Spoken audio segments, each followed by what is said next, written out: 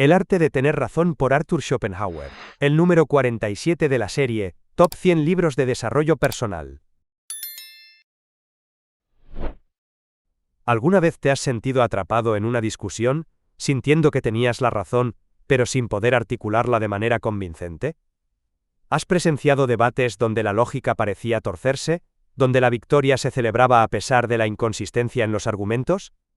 Si la respuesta es sí, entonces prepárate para embarcarte en un viaje fascinante, a menudo incómodo pero siempre revelador, a través de las páginas de El arte de tener siempre razón, de Arthur Schopenhauer.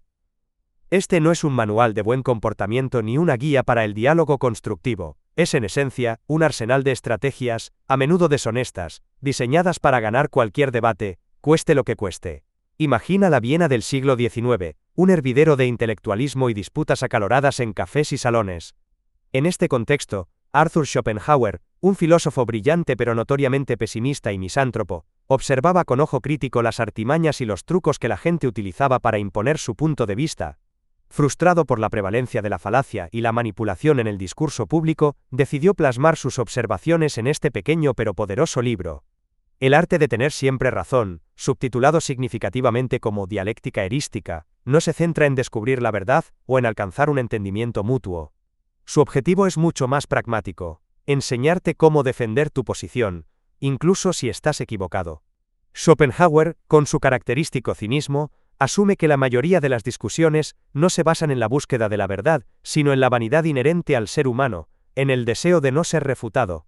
Así, el libro se despliega como un catálogo de 38 estratagemas, cada una táctica cuidadosamente descrita para desarmar a tu oponente y llevarte la victoria dialéctica. No esperes encontrar aquí nobles principios de argumentación o llamados a la lógica pura. En cambio, Schopenhauer te introduce en un mundo donde la ambigüedad, la distracción, el ataque personal y la explotación de las debilidades del adversario son armas legítimas en el arte de la controversia. Comenzamos nuestro recorrido con la estratagema número 1, la extensión. Aquí, el truco consiste en llevar la afirmación del oponente más allá de sus límites naturales, interpretándola de la manera más general posible para así atacarla más fácilmente. Imagina que alguien dice, los españoles son vagos. Aplicando la extensión, podríamos responder, así que absolutamente todos los españoles, desde el primero hasta el último, no hacen nada en todo el día. Claramente, hemos llevado la afirmación original a un extremo ridículo, facilitando su refutación. La siguiente parada en nuestro viaje es la homonimia, la estratagema número 2. Esta juega con la ambigüedad de las palabras. Se trata de utilizar un término que el oponente ha empleado en un sentido para interpretarlo en otro completamente diferente, refutando así la afirmación original. Un ejemplo clásico sería, la luz puede extinguirse. A esto podríamos responder, ¿entonces la inteligencia también puede extinguirse? Aquí, la palabra luz se utiliza primero en sentido físico y luego en sentido metafórico, confundiendo al oponente. A medida que avanzamos, descubrimos la estratagema número 3, la generalización ad rem. Esta nos enseña a atacar la afirmación del oponente, en su sentido más general, incluso si él se refiere a un caso específico. Si alguien argumenta que Pedro es un buen estudiante, podríamos contraatacar diciendo, en general, los estudiantes suelen ser bastante distraídos. De esta manera, desviamos la atención del caso particular, y la dirigimos hacia una generalización más fácil de refutar. La cuarta estratagema, denominada ocultación de la verdadera estrategia, nos aconseja no revelar nuestro juego desde el principio. En lugar de atacar directamente el punto principal del oponente, debemos tomar rodeos, presentar argumentos dispersos y ocultar nuestras conclusiones hasta el final. Esto evita que el adversario se prepare para contraatacar nuestro argumento principal. La estratagema número 5, la prueba por error, es particularmente astuta. Aquí, intentamos que el oponente admita premisas que favorezcan nuestra conclusión, incluso si no son directamente relevantes para el punto en discusión. Preguntamos sutilmente sobre generalidades para luego utilizarlas como puntos de partida aparentemente aceptados por ambos. La sexta estratagema, la petición de principio encubierta, consiste en dar por sentado aquello que se debe probar. Podemos utilizar sinónimos o expresiones diferentes para disfrazar la repetición de nuestra afirmación original. Por ejemplo, en lugar de decir, Dios existe porque así lo dice la Biblia, y la Biblia es la palabra de Dios, podríamos decir, la existencia del Ser Supremo se revela en las Sagradas Escrituras, cuya veracidad emana de su origen divino. La estratagema número 7, la pregunta capciosa, busca exasperar al oponente. consiste en hacerle muchas preguntas a la vez, o preguntas que no le permitan responder con claridad, para así confundirlo y debilitar su posición. En la octava estratagema, la irritación, Schopenhauer nos revela una táctica puramente emocional. Si vemos que nuestro oponente está ganando la discusión, debemos recurrir a insultos y ataques personales. Esto lo sacará de quicio y le impedirá pensar con claridad, otorgándonos una ventaja. Aunque moralmente cuestionable, Schopenhauer la incluye como una herramienta efectiva en la dialéctica erística. La estratagema número 9, el desorden, nos aconseja plantear las preguntas en un orden diferente al natural, o incluso mezclarlas sin ningún orden aparente. Esto puede confundir al oponente y dificultar que vea la conexión entre los diferentes puntos.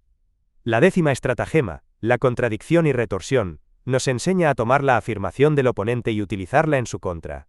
Si él argumenta, por ejemplo, que los niños deben ser educados con mano dura, podríamos responder: precisamente por eso, la mano dura no es el método adecuado, ya que genera resentimiento y rebeldía. Continuando nuestro viaje por este laberinto de argucias, llegamos a la estratagema número 11, la generalización aparente. Aquí, en lugar de admitir casos particulares que contradicen nuestra afirmación, los declaramos como excepciones que no invalidan la regla general. La duodécima estratagema, la apelación a la autoridad, nos invita a utilizar el prestigio de expertos o figuras reconocidas para respaldar nuestros argumentos, incluso si esas autoridades no son relevantes para el tema en cuestión, o si sus opiniones están fuera de contexto. La estratagema número 13, la oposición de la tesis con la antítesis, consiste en presentar nuestra propia opinión como el contraste más fuerte posible con la del oponente, exagerando la diferencia para que nuestra posición parezca más sólida por comparación. En la estratagema número 14, el sofisma de la falsa conclusión, intentamos obtener una conclusión favorable a partir de premisas que en realidad no la respaldan. Podemos hacer esto mediante saltos lógicos o interpretaciones forzadas. La decimoquinta estratagema, la anulación por instancia, nos enseña a refutar una afirmación general, presentando un contraejemplo específico. Si el oponente dice: todos los cisnes son blancos, un simple «pero he visto un cisne negro», puede bastar para invalidar su afirmación. La estratagema número 16, el argumentum ad hominem, es un ataque directo a la persona del oponente en lugar de a sus argumentos. Descalificar su carácter, su profesión o sus circunstancias personales puede ser una forma efectiva de debilitar su credibilidad ante el público, aunque no refute su razonamiento. La decimoséptima estratagema, la defensa sutil, consiste en defendernos de una acusación haciendo una distinción sutil, o buscando un resquicio legal, en nuestra afirmación original. La estratagema número 18, el cambio de tema, nos permite desviar la atención del argumento principal, si vemos que estamos perdiendo. Podemos introducir un tema nuevo, aunque esté vagamente relacionado, para confundir al oponente y ganar tiempo para reorganizar nuestros pensamientos. En la decimonovena estratagema, la generalización y ataque, si el oponente nos desafía con un argumento específico, debemos buscar un punto débil en su sistema general de creencias y atacarlo allí. La vigésima estratagema, la consecuencia falsa, consiste en extraer conclusiones erróneas de las afirmaciones del oponente, exagerando sus implicaciones negativas o presentándolas de forma absurda. La 21ª estratagema, el argumento ad auditores, se dirige directamente a la audiencia en lugar de al oponente. Si el argumento que estamos utilizando es débil, o poco convincente para el adversario, podemos apelar a los prejuicios o las emociones del público para ganar su favor. La 22ª estratagema, la petición de principio, consiste en asumir como verdadero aquello que precisamente se está discutiendo. Es un círculo vicioso en el razonamiento, pero a menudo puede pasar desapercibido. La 23ª estratagema, la exageración y contradicción, nos aconseja provocar al oponente para que exagere su afirmación, y luego refutar esa exageración como si fuera su punto de vista original. En la 24ª estratagema, la falsa consecuencia, se nos invita a forzar conclusiones a partir de las premisas del oponente, aunque esas conclusiones no se sigan lógicamente.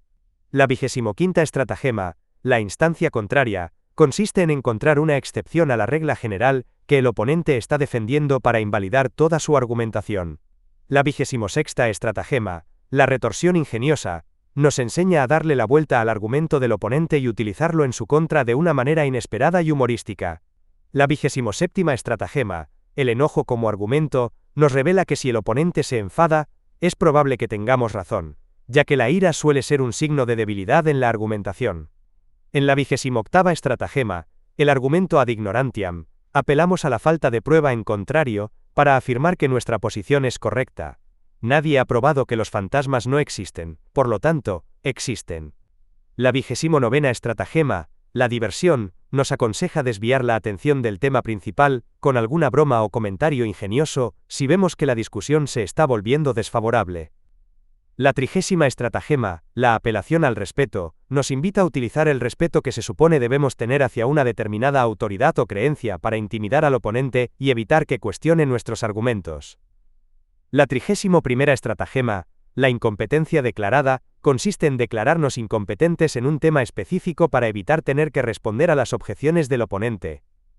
La 32ª estratagema, la asociación odiosa, busca desacreditar la opinión del oponente asociándola con algo o alguien que es generalmente despreciado o detestado. La 33ª estratagema, la teoría y la práctica, nos permite admitir la validez teórica del argumento del oponente, pero negar su aplicabilidad en la práctica.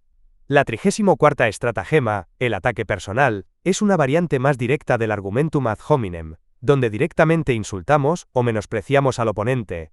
La 35ª estratagema, la persuasión por interés, consiste en apelar a los intereses particulares del oponente para convencerlo de nuestra posición.